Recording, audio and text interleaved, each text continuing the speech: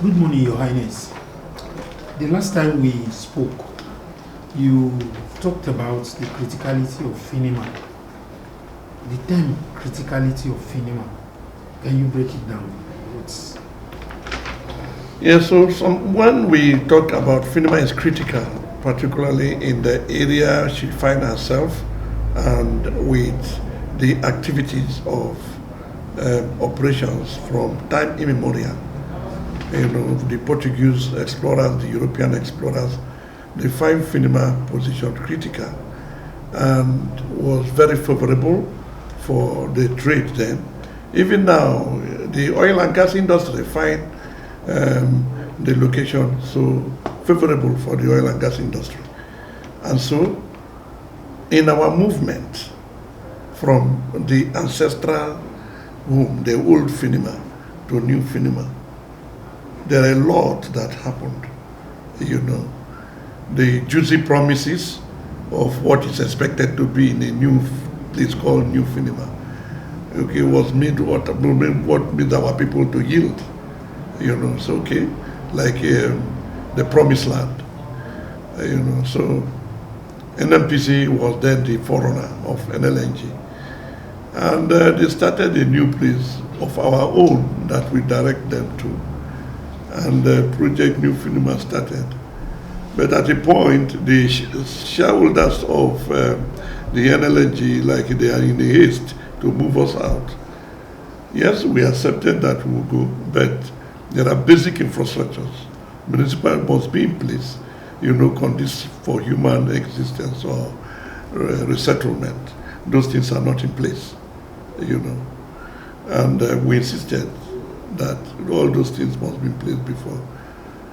But, company NMPC with their divide and rule, they are able to succeed and got some factions of family, the Tobins and the attorneys, they all, they moved them and to a place where they are using a water tanker to fetch water from Buoye in Jerican to give them. And every weekend they will come to service in the old Finima and all that. Thank God for Babangida and Abacha died, particularly Babangida. They weighed him because this pressure was so mounted even with the then military administrator of the state, Adele, our then Chief Damibi Brown, who led the movement. He invited him, and asking him why he refuses people to move.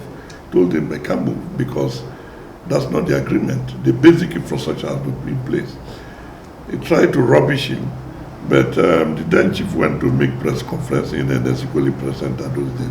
Luckily for Chief Idabi, there was a BBC correspondent in that forum that escalated things, So the information got to them in Lagos through BBC announcement, of how Adele was threatening to move us like the Morocco people in Lagos, and the federal government said, no, that's not what they want to experience.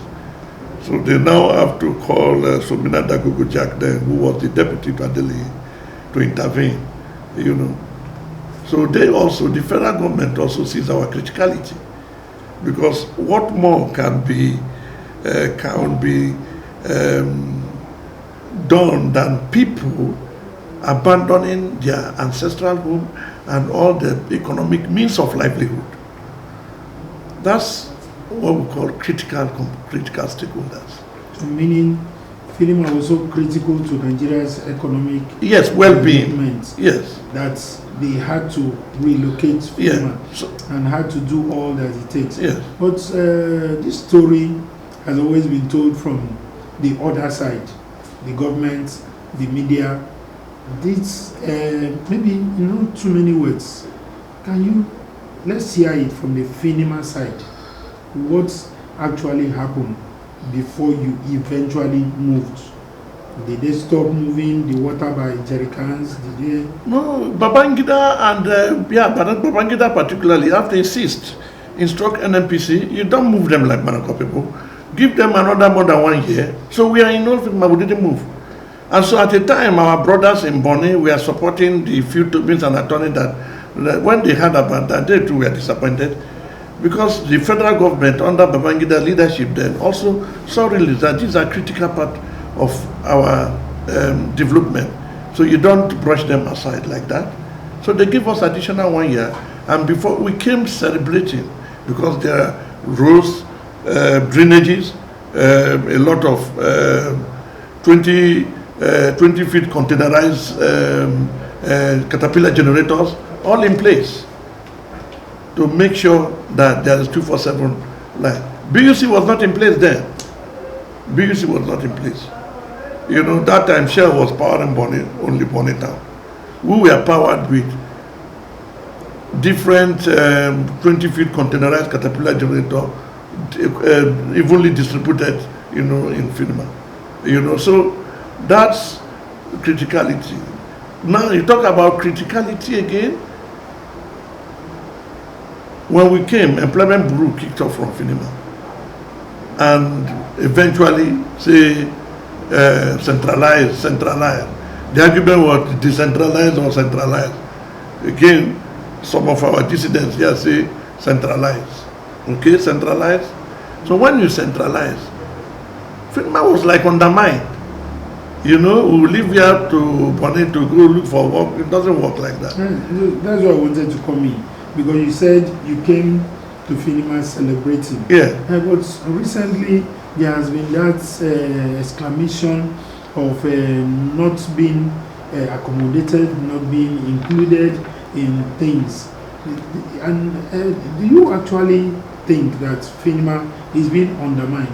And if that is your line of thinking, are there things to support? Yes, you see, to tell you that even our brothers in the neighborhood from the Buoye end, we expect them that time to support us during the threat by Adeleye to move us like Morocco. No support from them. Rather, they were supporting the few that have come to divide and rule that NNPC brought here and was feeding with water from Buoye, you know. So now that itself, okay, we show that within we are undermined. Moreover, when the employment is started with this Train 1 LNG and all that, you find out that we have to cause, our people have to go out, all out, until we attracted the attention of state government. And even state government say, why do you, so let's split it. Finima take 40%, Buoye take 60%. Why? Why must you give 40% to Finima alone when you have, out of the 35 chieftaincy houses, you have only 3 in Finima, and you want to give? To tell you that the state government, even that time, recognized the criticality of our stakeholding in the business. So they know you can't undermine them. When you come to the Brown House, 97% of the indigenous residents of Finima are brown. So any issues will be more impacted by the Browns. Moreover, the Browns are the family that owns land. They own Finima legitimately. The companies do not go to any family in Buoye or any family in Finima. They come to Brown House. Lands that we share with some other family like Jumbo, they go to the families Brown and Jumbo. If it's Long John, they go to Brown and Long John.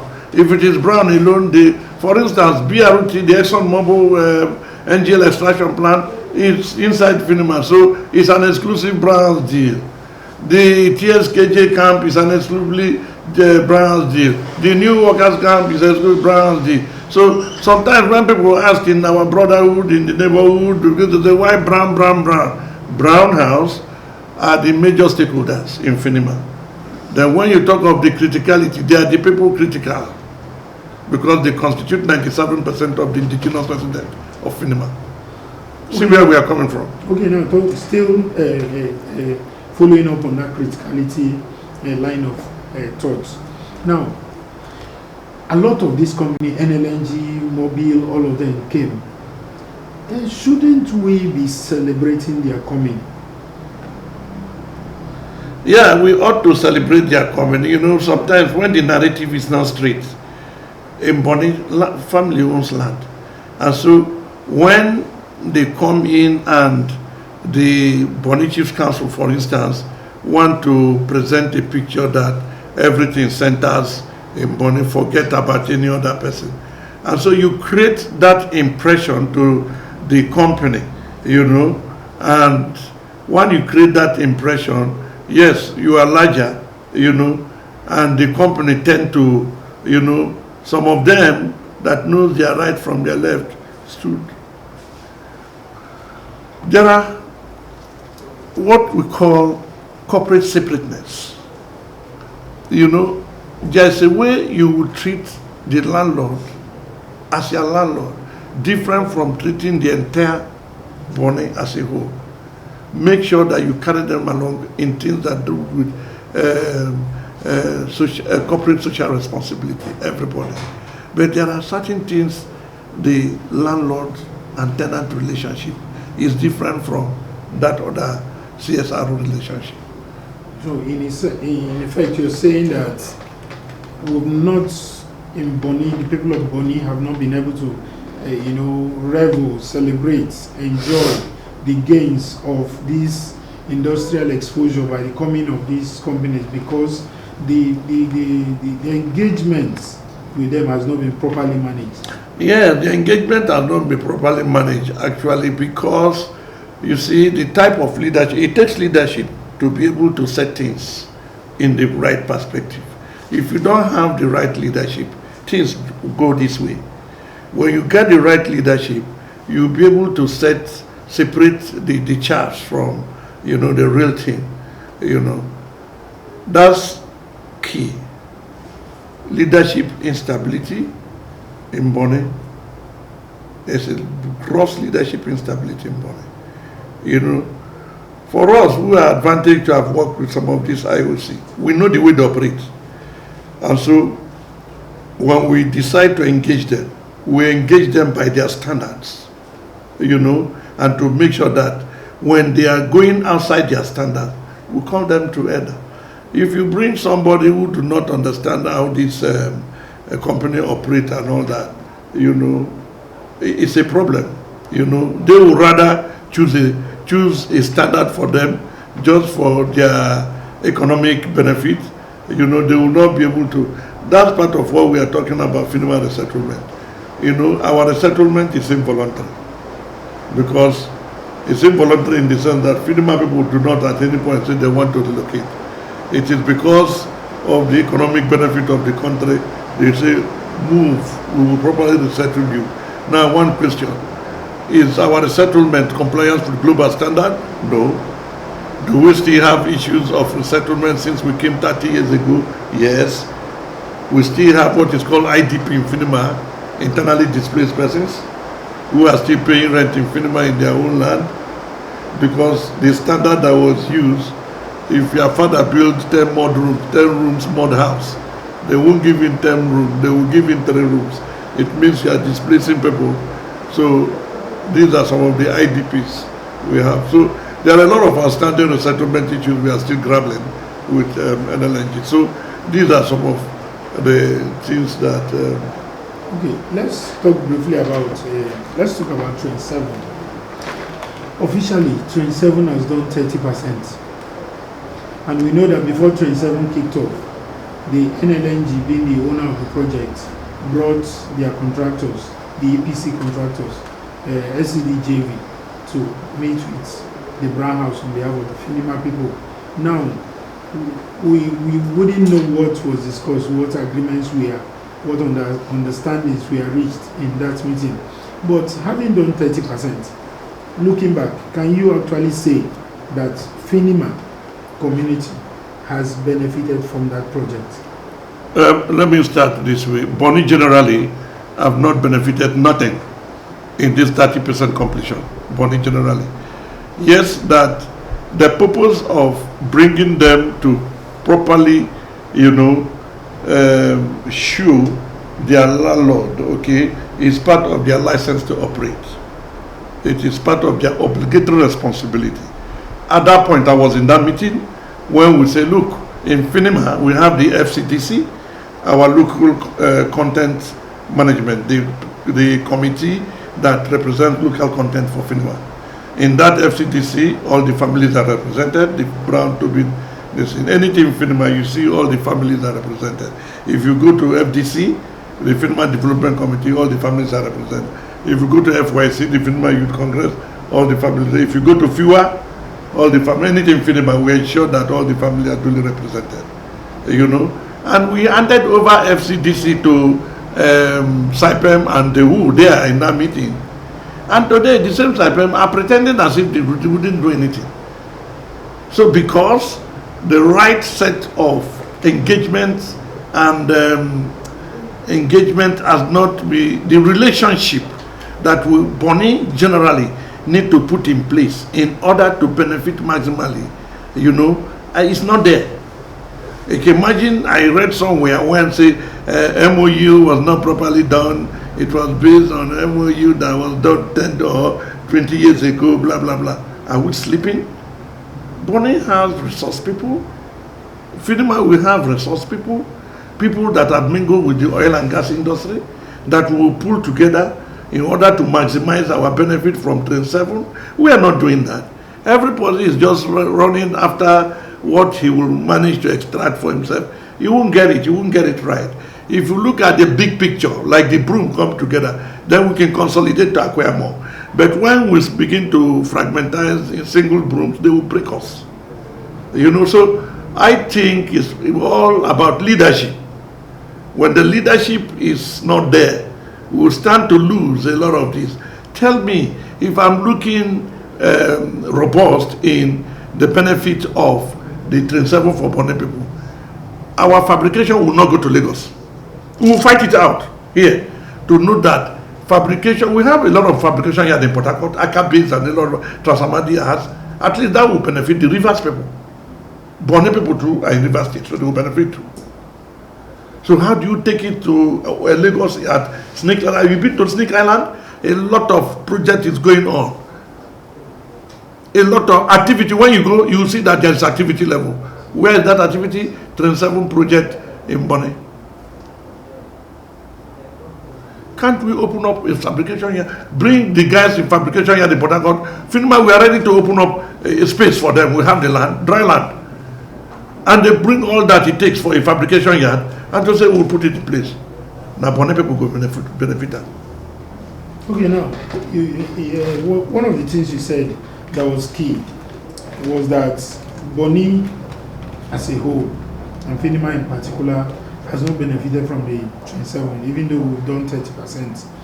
That's the right relationship template that should have been in place is not there. Yes. And this is lacking. Now, recently at a meeting, you know, by Total, you know, in lieu of the start off of implementation of the PIA, you know, one of the chiefs was saying that Bonny should not be bundled together with other communities, you know, that Bonny should be dealt with as Bonny. Now, what is your own line of thinking? Should Bonny be dealt with as a kingdom, like the NLNG says that Bonny Kingdom is its host community, or Bonny should be dealt with as community by community, given the provisions of the Bonny Constitution? You see, that's where we're missing it out. The oil companies, okay, operate based on the communities where their facilities are located or pass through. And so, Bonny will gain more if we spread out and consolidate all these communities, we will gain more. But when you go with this kingdom thing, okay, so that's why I'm talking of corporate separateness. Let us separate kingdom business with statutory and corporate business. As far as the statutory and corporate business is concerned, I am aware of the PIA engagement done by Total Energy. I will send our people because Finima have a relationship with Total. Total do not have any relationship with Bonny Kingdom. The relevance of Bonny Kingdom is because Finima has a relationship with Total. That is why Bonny Kingdom is relevant. If Finima do not have any relationship with Total, they will not even invite anybody from Bonny Chief Council or His Majesty. They won't. It's because a community has their facility. So that's the key message. Let us come together as communities. We have pipeline communities, We have water well community is part of facility. We have impacted community. We have host community. So if we come that way, see, this oil company, they don't come here for Merry Christmas. They come here to do business. And so every cost-cutting initiative to maximize their profit is key to them. Oil company come to do business here to maximize profit. They don't come here to do Merry Christmas. And so they too will strategize to see what is the best economic part we will play. Can we take the entire Bonny Kingdom as a community? Yes, it will pay them more. But the communities will not fold their hand now to say, the law did not give room for kingdom. There's nothing like kingdom in the law. The PIA is saying communities in which they operate. You understand? And so we will gain more when the Kuruma pipeline community, Kalibiama community, Ayama community, the Oloma community, they will deal with them accordingly. On the average, Bonny will reach because my brothers in Kuruma, in Kalibiama, Peter side, they will feel the impact of this facility passing through them. You understand? Then you follow the model of the oil company. The model of the oil company, what it will do is to maximize profit for them at our own expense. And somebody is clapping hand for you to tell you, Tony Atta saying Bonny is co-host community. There's nothing like co-host community. There's nothing like Bonny is the Bonny Kingdom is our co-host. It's not there the law. The law says host communities. Okay, now let's come back to Finima. If I am to ask you, what does Finima want in all of this? One, that we should not be undermined in issues concerning development in Bonny generally. Our priority will be given, you should be given that priority. We must ensure that our resettlement issue is attended to in compliance to the global standard. Knowing fully well that Finima is like the searchlight. The federal government attention is in Finima, state government attention is in Finima. And so the best we can have is to make sure that our comfort, our rights, what we deserve as a people, is not in any way jeopardized or denied us. Then everybody will be happy. The elephant is too big. We are not saying we want to take all. So give us what we deserve, based on the criticality of our stakeholdership. For instance, if the state government deems it necessary to give us 40%, you know what is 40%? 40% is huge. Tobin House in that 40% is playing more than any average chieftaincy house in Bonny. That's what it means. Because the remaining 60%, if you divide it with the remaining 31 houses and all that, you understand? 40%, bring it down here, see it at 100%. The way we use it is 60, 20, 20. 60% for Brown House is far reduced. A lot of, they are undermining us as Finima, don't give them. Anything Finima, don't give them. I told the vice chairman when he came here that Finima is the largest single ward in the state, in Rivers State. I think it's okay. What the next thing I told him to, Honorable, please turn and look at this Finima map. This is our survey, as far as we are concerned. This survey is our survey. Today, we have 29 units in the single ward. Which other ward in Bonny has 15 or 20 units? I've been to Bakana, I've seen some wards very small like that. Finima today is supposed to have about 6 wards. You can imagine the whole of Namata, Agaja. Agaja has the primary school, Mbisu 1, Mbisu 2, the whole of the Arue residential, the whole of Fineta Singi, they call River 7, Lighthouse community, then Agiokulu 1, Agiokulu 2, the whole of workers camp, then Finima proper, then Agalaga community. Wow. So what does that send message? That we have been undermined. Undermined. Because I know that one day, one government will come and say this, who kept you under this kind of situation? You know, when the numerators come for this, of course they will see the obvious, and the unit will continue to increase. Agalaga 10 years ago was not like that. And I know in the next 3 years, it will push in. And any numerator, they will say, give them another unit. Give them, now unit. Finima is supposed to have, Bonnie is supposed to have one, Finima is supposed to have an assembly member. One. Okay, now, we know you have other things to do. Let's conclude with this. Going back to the government, the federal, the state government, the local government, and then the companies, all of them will be watching this. Now, what is it you would be telling them, from the president down to the local government chairman, the companies, NLNG, Mobile, Total, everybody? What is the way forward you want them to take into account in whatever they are doing from this point on? Well, based on my explanation, I would advise government, the companies, the local government, the federal state, to ensure that Finima as a community is treated, given a special treatment by reason of the sacrifice they have done for the economic well-being of Nigeria, and that whenever any operation is happening, priority consideration must be given to the Finima people, not passing through any third party. Then we'll be happy.